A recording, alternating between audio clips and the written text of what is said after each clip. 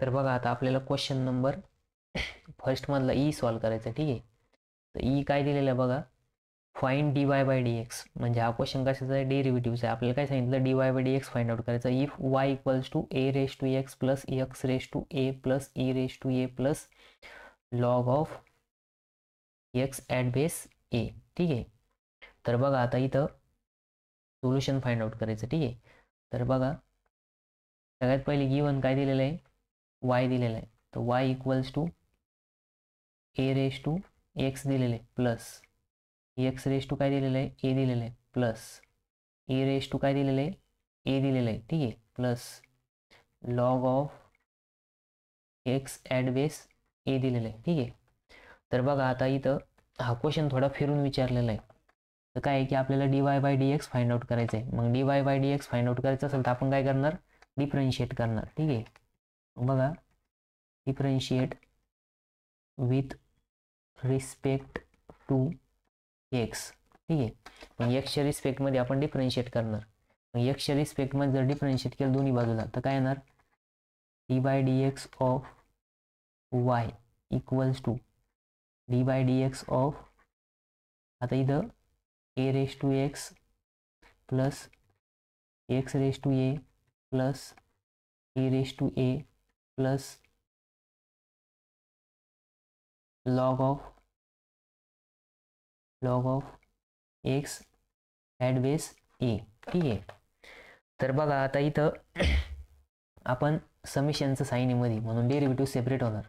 म्हणजे इथं काय येणार, d y d x of a raise to x plus d y d x of x raise to A plus d y d x of a raise to A plus d y d x of log of x at base ए, ठीक आहे.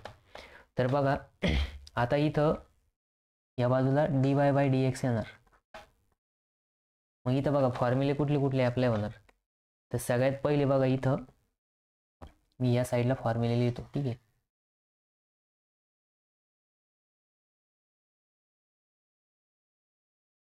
तर first formula बघा इथं A raise to x आहे, ठीक आहे.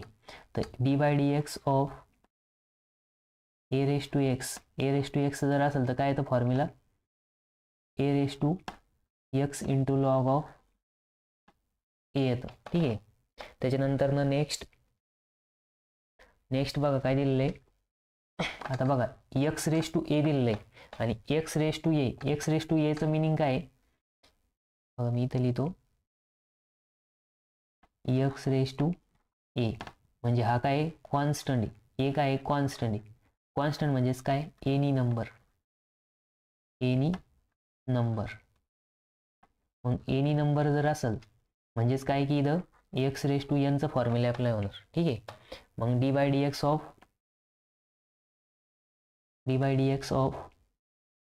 ए raise to x raise to a x raise to n. मग x raise to n जर असेल तर काय येतं, n into x raise to n minus one.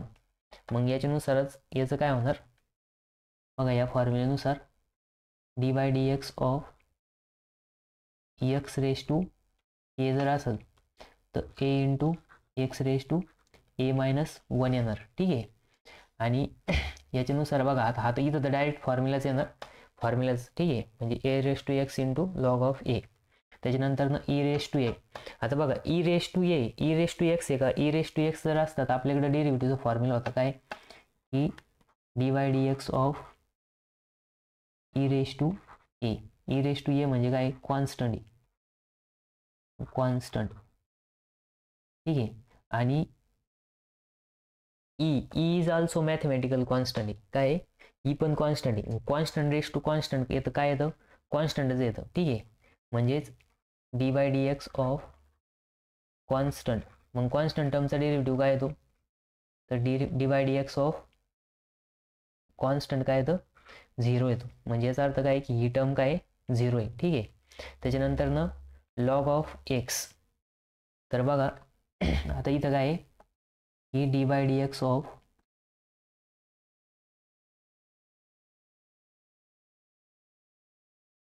एक मिनटं,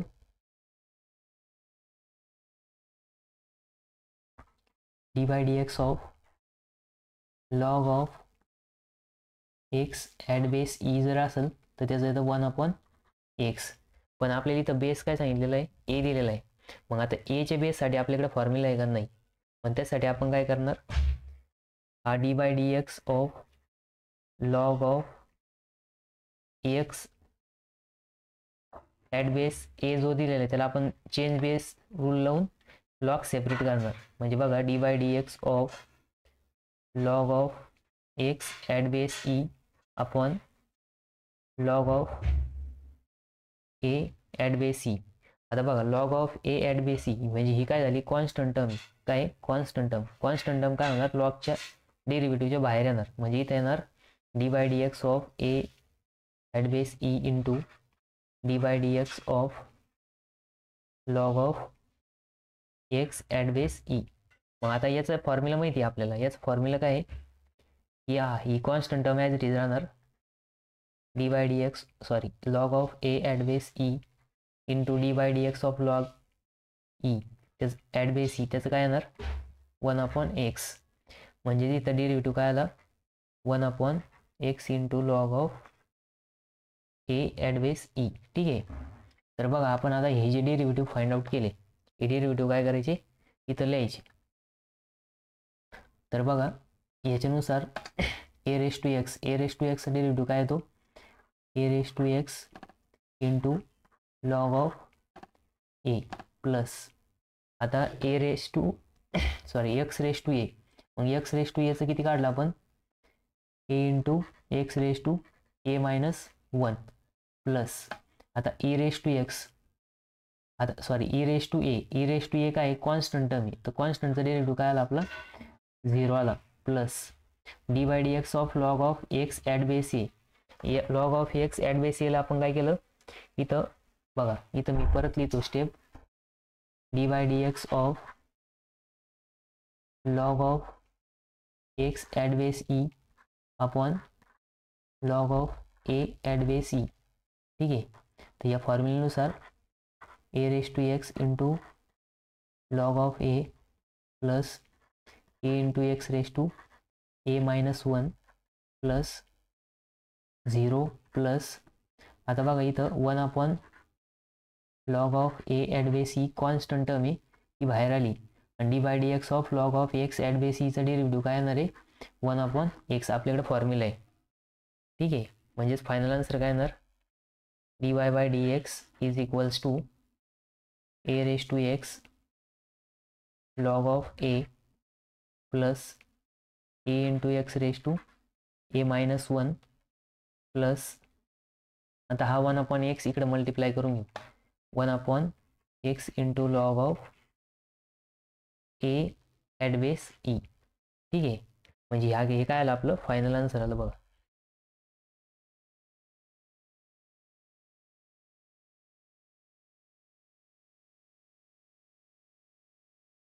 तर बघा, ह्या साईडचं तुम्ही नाही लिहिलं तरी चालेल, तुम्ही डायरेक्ट हे लिहिलं तरी चालतं, कारण की मी तुम्हाला इथं कॅल्क्युलेशन करून दाखवायसाठी एवढं सगळ्या गोष्टी लिहिल्या आहे. ठीक आहे.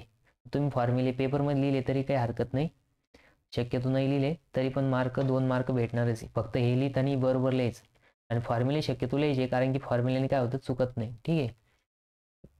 तर बघा, इथं आपण ए रेस टू एक्सचा फॉर्म्युला यूज केला, इथं एक्स रेस टू एनचा फॉर्म्युला यूज केला, आणि e raise to a is constant आणि ई इज ऑल्सो कॉन्स्टंट. म्हणजेच कॉन्स्टंट रेस टू कॉन्स्टंट काय येणार आहे, कॉन्स्टंट येणार आहे. आणि constant of derivative of constant is 0. ठीक आहे. म्हणजे इथं याचा डेरिव्हेटिव्ह 0 आला. आता इथं फक्त ट्विस्ट दिलं होतं log of x at base e. आता इथं काय आहे की आपल्याकडे जो फॉर्म्युला आहे लॉग ऑफ एक्सचा तो ॲट बेस ई वरती, मग आपल्याला इथं काय केलं, बेस सेपरेट केला, म्हणजे चेंज बेस रूल यूज केला. आणि इथं दोघांचा पण बेस आपण काय घेतला, कॉमन बेसवरती आपण चेंज बेस रूल ॲप्लाय करू शकतो. दोघांचा पण बेस आपण ई घेतला. ठीक आहे. आता log of a at base E is constant, A is constant, म्हणजे काय की कॉन्स्टंट आहे, मग ती कॉन्स्टंट टर्म बाहेर आली इथं. आणि d by D x of log of x at base e याचा फॉर्म्युला आपल्याकडे 1/x, म्हणून हा एक्स इथं मल्टिप्लाय झाला 1/x into log of a at base e. Final answer आलं d Y by D x is equals to A raise to x into log of a plus log plus a into x raise to a minus 1 plus 1 upon x into log of a at base e. ठीक आहे, हा question 2 मार्कसाठी पेपरला आलेला होता. आता आपण next question solve करणार. ठीक आहे.